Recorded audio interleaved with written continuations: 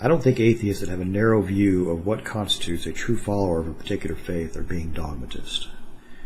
I think there's very good reasons for this, chiefly trying to keep as few people as possible from identifying as Christians. I guess I qualify as a dogmatist because I'm of the opinion you have to follow at least the core tenets of a religion to be considered an adherent of that religion. Choosing a religion is like the ultimate all-in bet. And like in poker, you have no way of knowing what cards your opponent has, but you have to make a decision, so you play the odds.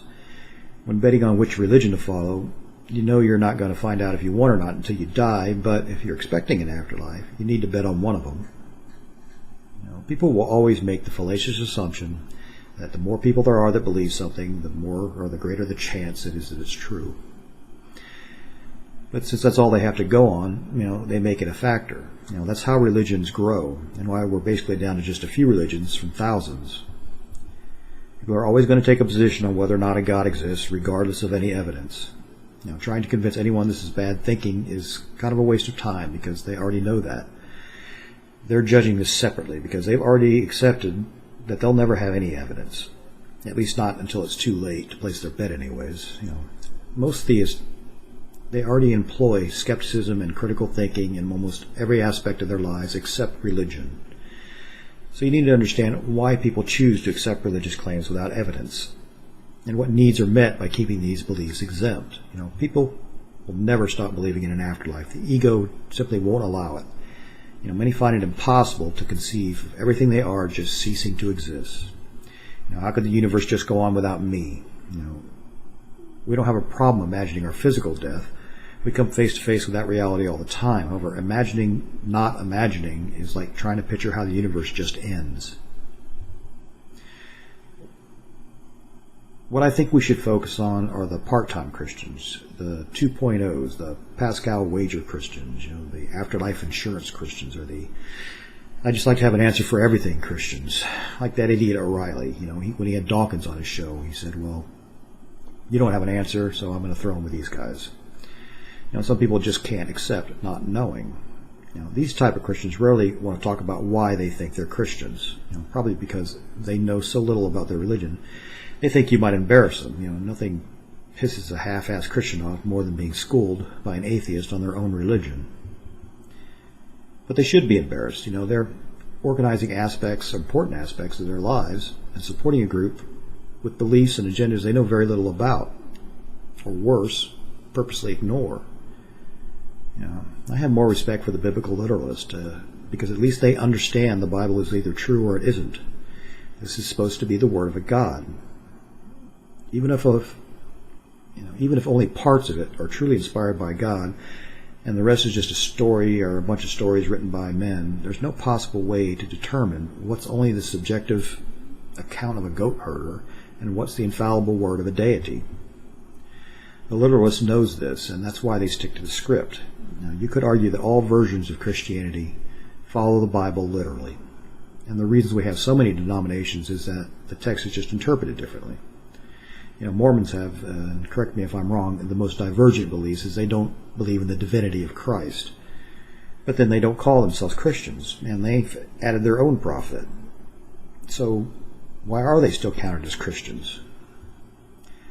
The 2.0s use the fact that there are so many denominations as an excuse to believe whatever they want and still call themselves Christians. Still be part of the big group. And therefore increasing the odds they're right. They'll say, well, there's 30,000 plus denominations of Christianity, I'm just 30,001, or I'm my own kind of Christian, and no true Scotsman. The requirements to call somebody a Christian have become so vague, they're even atheist Christians now. This is even sloppier thinking than biblical literalism, and it's not a no true Scotsman fallacy if you say, all Christians believe in God.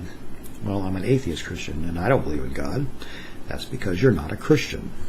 It's like all Scotsmen like haggis. Well, my uncle's English and he hates haggis. Well, all true Scots. Wait, what? It doesn't apply. We need to stop using that fallacy.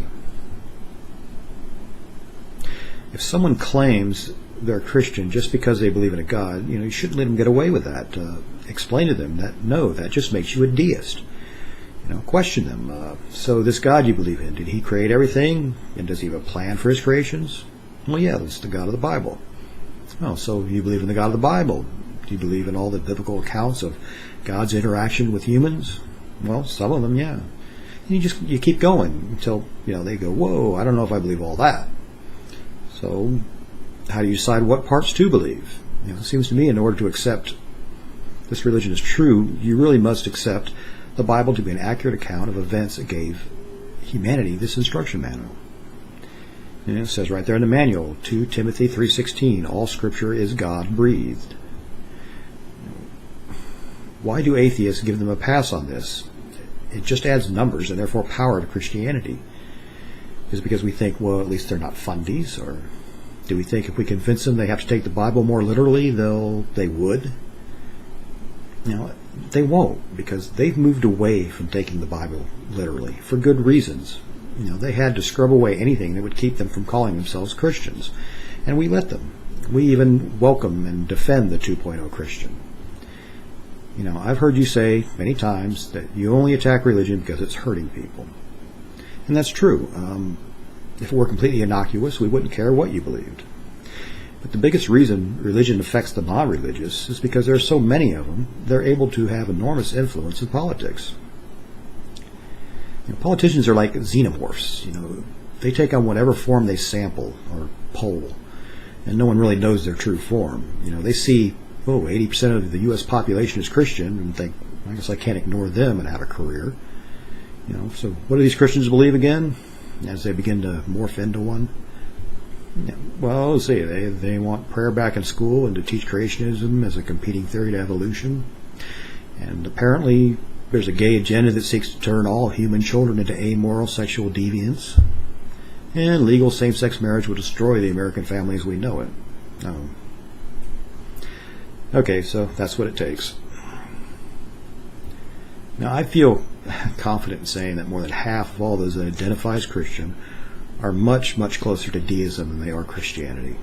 And that's huge. If you could get them to identify as deists, that would effectively neuter Christianity's influence. If politicians saw the percentage of Christians drop from 80 to 40%, it would no longer be an imperative to pander to that group. The president of the American Atheist, Dave Silverman, I think it is, he started a campaign to get closet atheists to come out and be counted. He was even on, I think, the O'Reilly Factor when he did that. So, and that's to increase our numbers. A constitutional republic or not, numbers have influence. The Christians in this country have worked very hard to exploit the majority to influence public policy. I think the most effective way to reduce the religious right's influence is to get the 2.0s off their side. Remind them why they had to reject so many parts of the Bible, and that by continuing to be counted as Christians, they're just giving power to those that do believe those things they couldn't stomach. Try to make them admit that by cherry picking, they just invented their own religion, so have the guts to come up with a new name for it. Don't associate your new religion with Christianity. Make it a point to separate yourself. We need to stop letting Christianity claim any belief that even mentions the Bible as their own.